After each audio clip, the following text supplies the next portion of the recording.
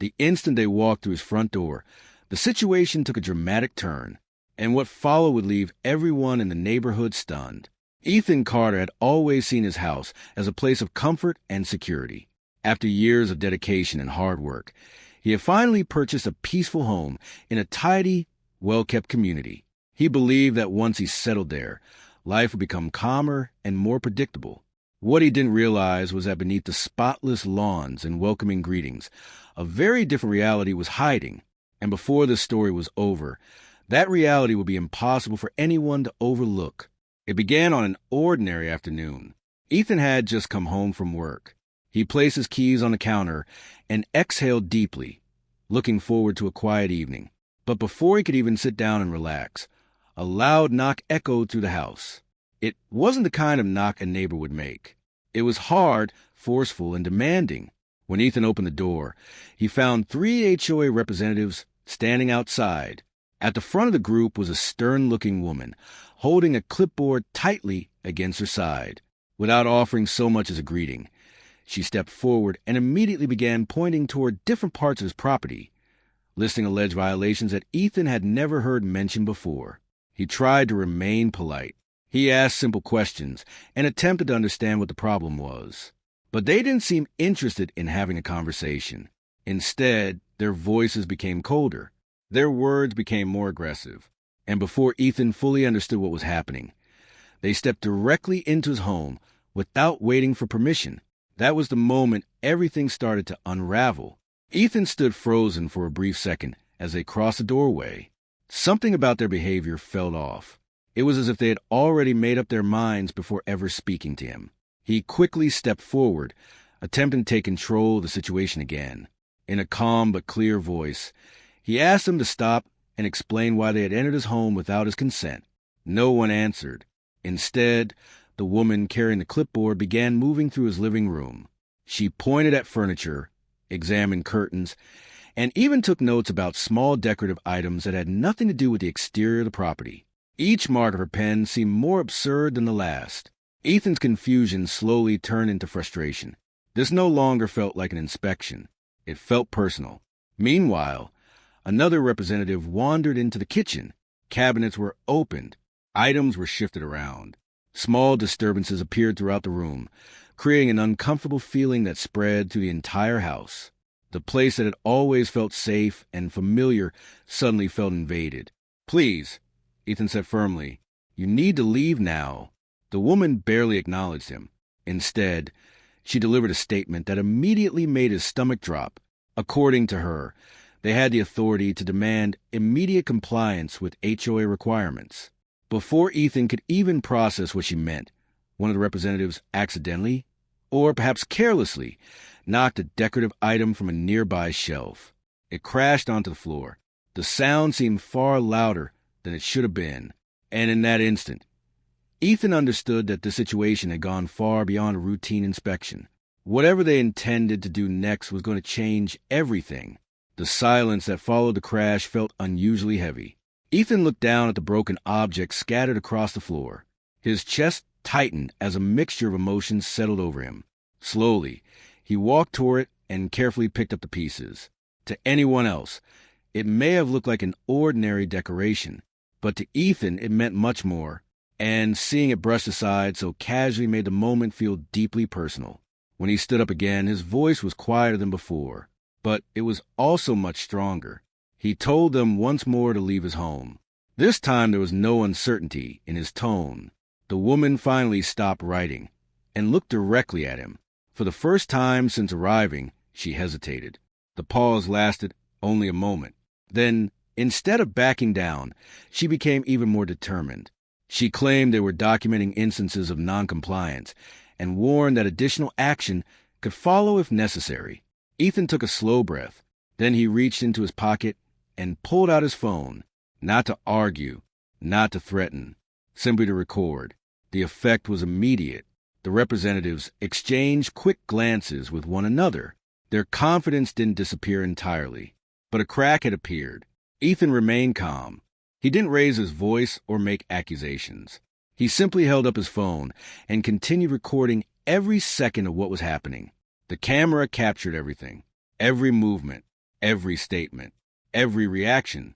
And in that quiet shift, the balance of power began to change. Because what the HOA representatives didn't understand was that the footage wasn't only for Ethan's protection.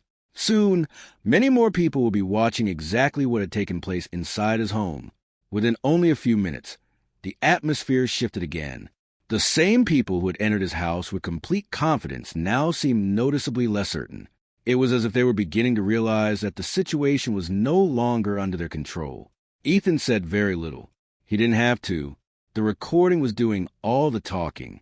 He calmly continued documenting every movement, every word, and every expression that crossed their faces. The woman attempted to regain her authority. She adjusted her posture and softened her tone, trying to project confidence once again. But it wasn't working. The certainty she had arrived with was gone. One representative quietly moved closer to the front door. Another immediately stopped touching anything inside the house. And Ethan calmly remained exactly where he was, recording every second as the situation continued to unfold. Ethan repeated himself one final time. "Please leave." There was no anger in his voice, no shouting, no threats, just certainty. And this time, no one argued. One after another, the representatives began making their way toward the front door. They didn't rush, but they weren't lingering either.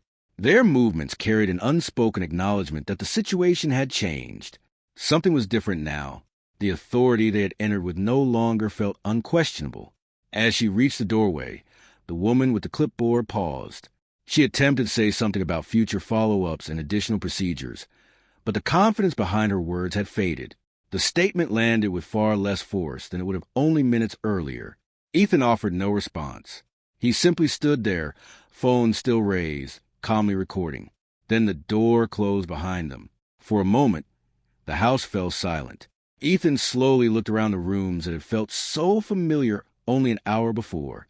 Everything appeared the same at first glance, yet it no longer felt the same. The experience had changed something. But what happened next would ensure that nothing like this would happen again. That evening, Ethan sat quietly at his table and reviewed the footage. He watched every second carefully. The video told a complete story on its own. There was no need for dramatic explanations or emotional arguments. The events spoke for themselves. Ethan didn't rush to make a decision. He didn't react out of frustration or anger. Instead, he took his time. He thought carefully about what should happen next. By the following morning, the recording existed in more places than just his phone.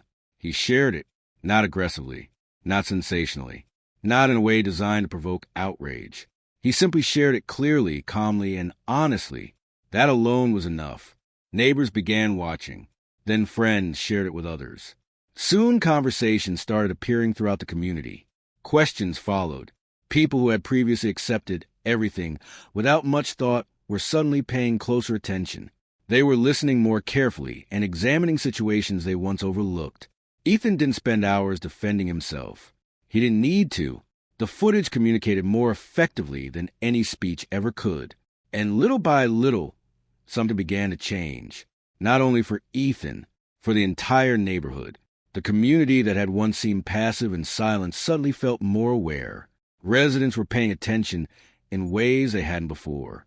And the individuals who had entered Ethan's home with complete confidence now found themselves facing something unexpected: accountability.